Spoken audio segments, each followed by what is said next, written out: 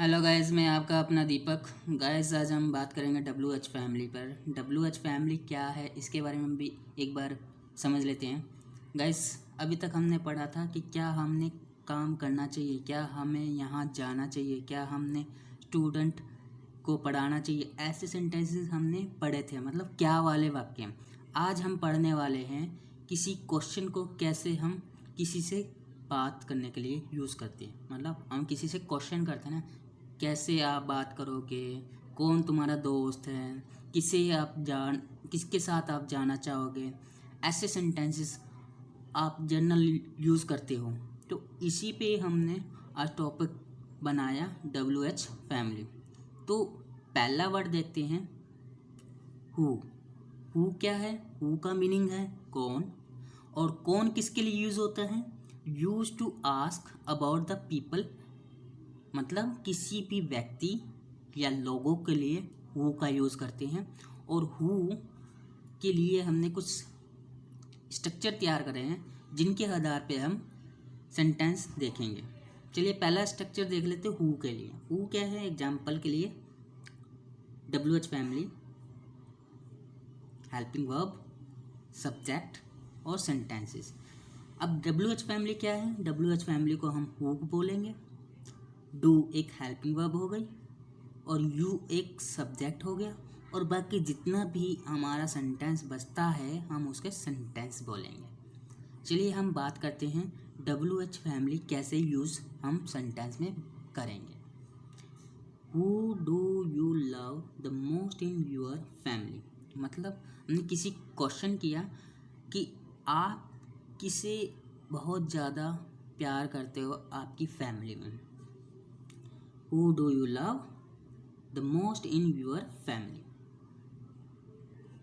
Guys, अब देखते हैं whom। whom क्या है? whom एक ऑब्जेक्टिव पर्सन के लिए यूज़ करते हैं, मतलब use to ask about the people, objective of the verbs, मतलब किसी भी व्यक्ति जो आपके पीछे खड़े हैं, आसपास खड़े हैं या खड़े ही नहीं हैं, ऐसे व्यक्ति को पूछने के लिए हम होम का यूज़ करते हैं। और होम किसके लिए यूज़ होता है? होम का मीनिंग है किसे। किसे शब्द का यूज़ हम जनरली यूज़ करते हैं हिंदी वाक्य में, तो उसी के आधार पे हमने यह भी एक वर्ड तैयार किया है। तो हम कैसे इसको सेंटेंस में यूज़ करेंगे, चलिए देखते हैं। एग्जाम्पल देखते हैं और स्ट्रक्चर सेम ही है।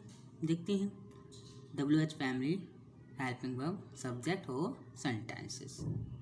और हम इस सेंटेंसेस को कैसे हम इस होम को सेंटेंस में करते हैं, मतलब बनाते हैं। चलो देखते हैं कैसे हम इसको यूज़ करते हैं।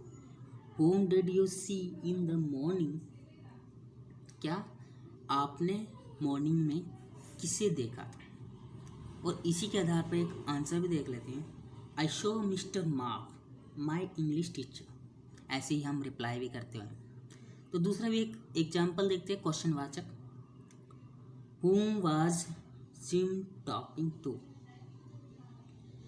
जिम किसके बारे में बात कर रहा था। अगला वर्ड विच। विच क्या जनरली यूज होता है? विच का मीनिंग है कौन सा, और ये किसके लिए यूज होता है? Use to ask about the choice, किसी की चॉइस के बारे में यूज़ करने के लिए हम विच का यूज़ करते हैं। मतलब किसी का चॉइस को बताने के लिए हम विच का यूज़ करते हैं। चलिए अगला एग्जाम्पल देखते हैं। इन्हीं के आधार पर विच का स्ट्रक्चर तो समझना ही होगा, समझते हैं। WH family, helping verb, subject और सेंटेंस। और अब एग्जाम्पल समझते हैं। Which one do you choose, which कौन सा आप चूज करते हो, मतलब ये किसी की चॉइस के आधार पे यूज़ करेंगे विच का यूज़। अगला है वाई। वाई का मतलब क्यों, और ये जनरली किसके लिए यूज़ होता है? यूज टू आस्क अबाउट क्या, क्या मतलब वाई, क्यों कर दिया ऐसा, ऐसे क्वेश्चन को हम बनाते हैं वाई से। चलिए इसका भी स्ट्रक्चर देखते हैं। WH family, helping verb, subject और सेंटेंसेस। और वाई का यूज़ भी देख लेते हैं सेंटेंस में। वाई डिड इट हैपन, ये कैसे हो गया, मतलब क्यों हो गया। दूसरा, वाई इट ही क्राइंग, वह क्यों रो रहा है। ऐसे क्वेश्चन को हम वाई से संबोधित करेंगे। अगला है व्हाट। व्हाट तो जनरली आप यूज़ करते ही रहते होंगे, लेकिन इसका भी एक एग्जाम्पल लाया, अच्छी तरह समझाने की कोशिश करूँगा। व्हाट का मतलब होता है क्या, और ये जनरली यूज़ किसके लिए होता है, use to ask about thing, किसी की थिंग के बारे में, ऑब्जेक्ट के बारे में समझने के लिए हम व्हाट का यूज़ करते हैं। और व्हाट का एग्जाम्पल देखते हैं, WH family, word, helping verb, subject और सेंटेंसेस। और इसका भी एक सेंटेंस देख लेते हैं, what do you think about movie, मतलब उसके बारे में सोच रहा है कि क्या उसका इरादा है मूवी देखने का। तो ऐसे सेंटेंसेस को हम व्हाट का यूज़ करते हैं। चलिए एक और सेंटेंस देख लेते हैं, व्हाट आर यू डूइंग, मतलब उसके बारे में फिर सोचा कि क्या थिंग्स है उसकी, कि वह उसका क्या करने का इरादा है, वह क्या कर रहा है। ऐसे सेंटेंस को हम व्हाट में संबोधित करते हैं।